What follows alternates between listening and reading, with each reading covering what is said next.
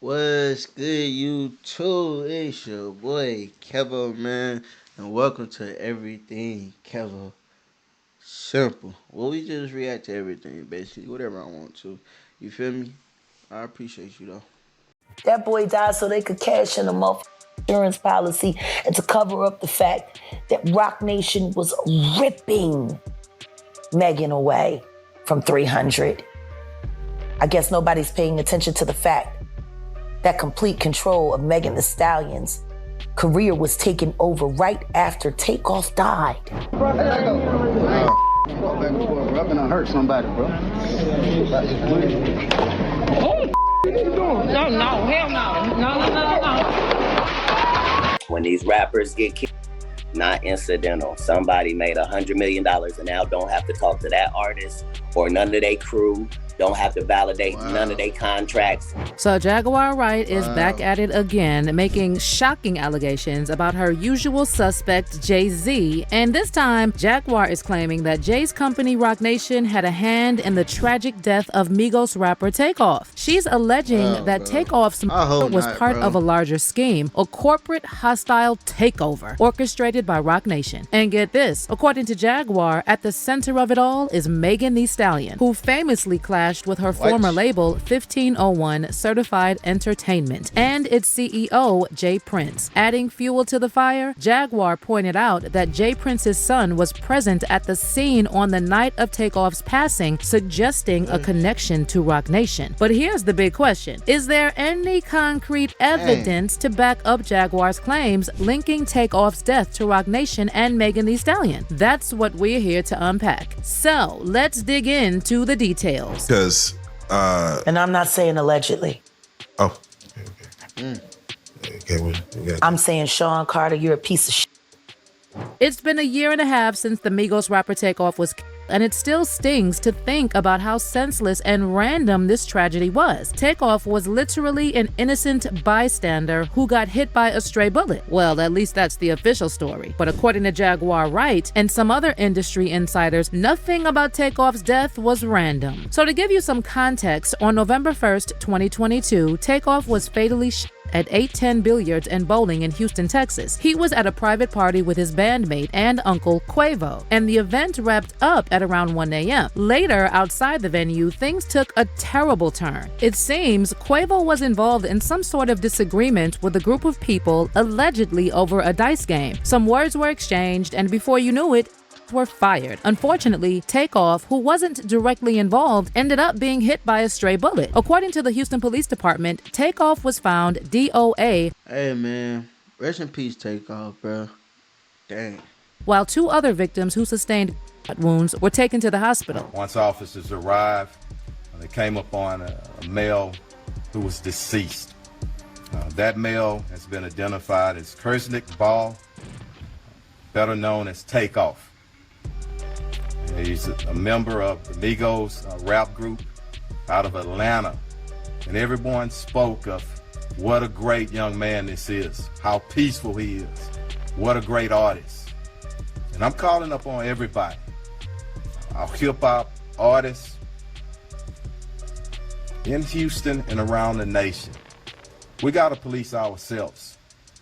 It is so many talented individuals, men and women, in that community, who again I love and I respect. And we all need to stand together and make sure nobody tears down that industry.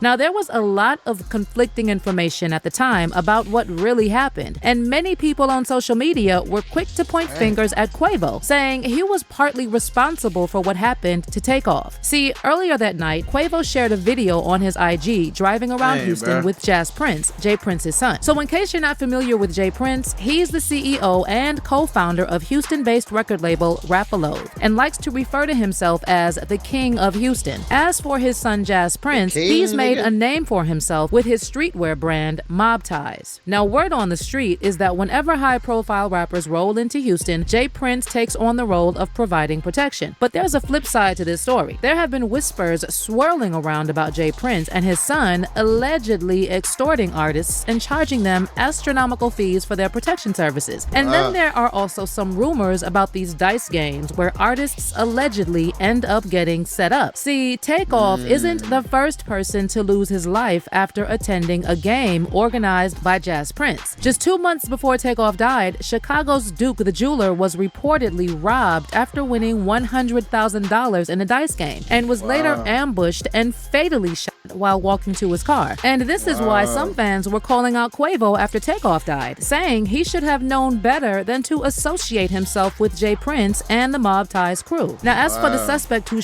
Takeoff, on December 2nd, 2022, the police arrested Patrick Xavier Clark under the suspicion that he fired the Takeoff. In May 2023, Clark was indicted by a grand jury for Takeoff's murder, and the trial is set to start this summer. Now, just one day after he was arrested, Clark posted a $1 million bond and was released on house arrest. But in November 2023, it was reported that Clark was no longer required to be on house arrest or wear a monitor. He only has a curfew from 7 p.m. to 7 a.m. every day. According to the court documents, Clark is also banned from contacting witnesses, victims, and family members of Takeoff, including J. Prince Jr. and Shakur Stevenson. The order also prohibits Clark from contacting J. Prince in any capacity. But Clark still maintains his innocence, and his attorney, Letitia Quinones-Hollins, recently told Rolling Stone that her client did not fire the bullets that hit Takeoff. She also claimed that the video and ballistic evidence that the investigators used to arrest Clark would not hold up as conclusive in the trial. There was someone else who started the shit. It was not Patrick Clark, Quinones-Hollins told Rolling Stone. He was in the same position that Takeoff was in. He was trying to get out of there alive as well. He didn't have anything to do with the argument that occurred. He just happened to be in the wrong place at the wrong time when people started firing weapons. Now, here's where it gets even more wild. There's this theory going around that Takeoff was sacrificed, with some folks even speculating that the fact that he was killed on Halloween. That's that Illuminati stuff, man. I don't know, man. Shoot, people be saying Kanye West sacrificed his mama.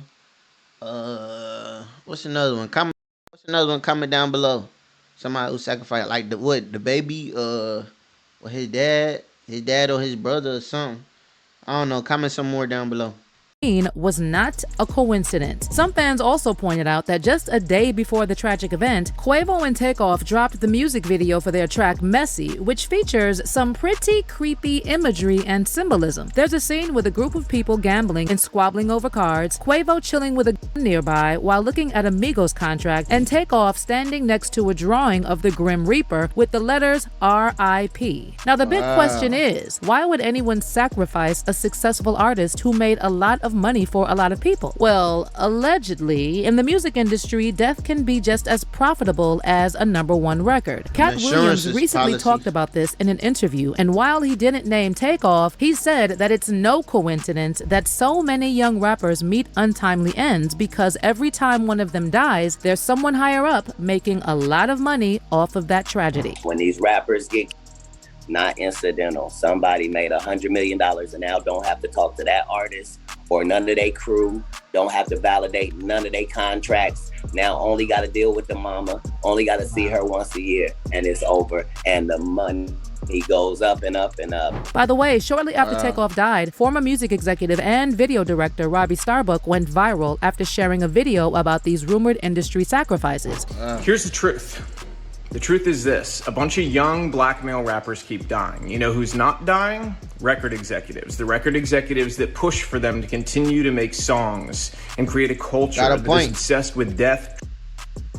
Starbuck claimed that record executives deliberately push black artists to promote behaviors that are harmful to their own community in order to keep them traumatized and easily manipulated with money. The industry's obsessed with it, but those record executives, they're not dying, because they don't push this culture on their own people, but they're encouraging you to push it on yours, and they're paying you handsomely to do it. We're being used. You've been used for a long time. You know, they create this paradigm to make you believe that you're so important and your celebrity status is worth so much, but in truth, you're a pawn in their game and you always have been. The government has wanted to hold down communities of people in different ways through different methods for a very long time. Their method in the Black community has been to use entertainment to create a culture obsessed with death and money so that they could create a false paradigm of what happiness and what success really was. Starbuck went as far as to claim that record... I ain't gonna lie, all that's facts. We already know that, man. If you disagree, you crazy. You feel me? You blind, like, for real. But, yeah, man, it's kind of sad, man, because, you know, I'm Black, so it's just sad that, you know, our community is like that, bro, you know, versus a lot of other different races and how they treat each other and act with each other and help each other. I don't know, man. I don't know. We just don't get a lot of that over here, I guess. But that's true. Executives are in cahoots with the government, using Black artists to carry out their questionable agendas. Use your power to do the right things. If you continue to do the same thing you've done, more rappers like this are going to die. How many have to die before you change the culture? Now, Starbuck didn't drop any names when he hinted at record label executives allegedly benefiting from artists' deaths, but leave it to Jaguar Wright to fill in all the blanks. She's pointing fingers, and guess who's in the spotlight? Shoot. None other than Sean Carter. Hey, you know they made their money with Juice WRLD, bro. Oh my God, you feel me? This nigga be having tapes, songs, music videos, and it been years. You feel me? So yeah, they definitely eating, bro. That's kind of sad, bro. I ain't gonna lie. I hope they give some of their family some of that. aka Jay-Z. In her latest sit-down with Real Life Productions, Jaguar went full throttle with a wild theory linking Takeoff's demise to Megan Thee Stallion's beef with J. Prince, her former label boss. Megan initially signed up with 1501 Certified Entertainment back in 2018. Fast forward to 2020, and she's making waves, trying to renegotiate her contract with 1501, which ended up delaying her debut album. And according to Jaguar, Roc Nation had its eyes set on taking over Megan's career completely. But here's the kicker. J. Prince wasn't having any of it. Then tragedy struck with Takeoff's death, and suddenly Roc Nation seemed to gain full control over Megan's career. Now, you know how it is. Whenever Jaguar Wright starts talking, the internet splits into two camps, with some folks calling her nuts and accusing her of fabricating stories for attention, and others swearing that she's the straight-up truth teller in the industry. And now it seems like there's a fair amount of people buying into the idea that Roc Nation might have had a hand in Takeoff's demise. One fan commented, took Nipsey out to broker the deal for the tourist zone in Crenshaw and took over the marijuana biz, took out Dolph for Gotti, got Tory sent up for Megan, and asked Big Sam why he got booked. Roc Nation. And another person added, Jaguar Wright just needs her own channel to break this down in a podcast series. This is going to go beyond 2024. Wow. But let me know your thoughts on Jaguar blaming Roc Nation for Takeoff's death. Do you think she's on to something here? Yeah, man, that's crazy, man. I tell you, man, that music industry is wicked. It's your boy Kevin, man. Y'all comment down below how y'all feel about the situation. Make sure you like the video, man, and you should see, you know, my channels. Go subscribe to all my channels, man. Support me, man. Simple. It's your boy Kevin. Appreciate it.